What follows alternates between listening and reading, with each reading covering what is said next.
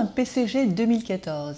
Alors attention, il ne s'agit pas d'un nouveau plan comptable général, mais d'une refonte du PCG 99 à droit constant. Ensuite, il faut maintenant éviter de dater ce PCG puisqu'il sera mis à jour en temps réel sur le site de l'autorité des normes comptables. Le PCG, donc, a été remodelé pour intégrer la totalité des règlements comptables homologués à ce jour. Il offre une architecture ouverte et qui va faciliter l'insertion des futurs textes. Ce travail de remodelage a été complété d'un travail de collecte et de classement par thème de tous les textes adoptés par l'autorité des normes comptables et ses prédécesseurs, que ce soit les avis, les recommandations, les prises de position ou notes d'information, ainsi que les notes de présentation. Ainsi, désormais, sous chaque article du PCG, on trouve l'intégralité des textes qui se rapportent à la question traitée.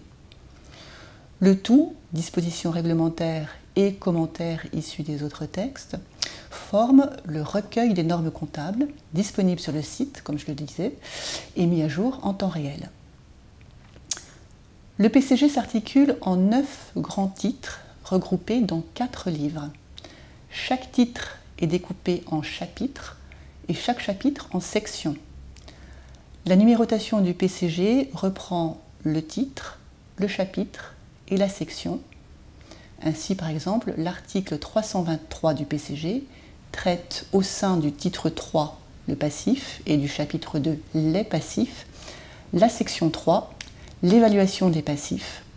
Cet article est d'ailleurs l'un des rares qui n'ait pas été modifié par rapport à l'ancienne numérotation. Les 5 premiers titres abordent les principes généraux et la comptabilisation des actifs, des passifs, des charges et des produits. Ils regroupent, outre les dispositions réglementaires, les avis, comme celui sur les changements comptables, celui sur les actifs ou celui sur les passifs, les recommandations, comme celles sur les retraites, les notes d'information, comme celles sur le CICE ou sur le crédit d'impôt recherche. Les titres 6 et 7 traitent des opérations ou des situations particulières. Par exemple, les quotas d'émissions de gaz à effet de serre, les certificats d'économie d'énergie, les contrats à long terme ou alors les opérations de fiducie, ou bien les fusions, qui sont l'objet du titre 7.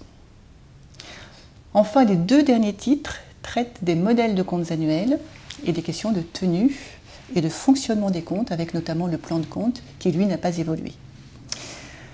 S'agissant d'un texte qui ne modifie pas le fond des dispositions comptables existantes, il sera applicable dès son homologation qui devrait intervenir prochainement, en tout cas avant la fin de l'année 2014.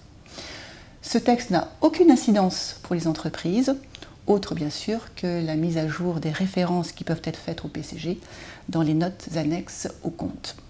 Le recueil des normes comptables sera complété de la partie sur les comptes consolidés, et un recueil spécifique sera bientôt élaboré pour les établissements de crédit et pour les assurances.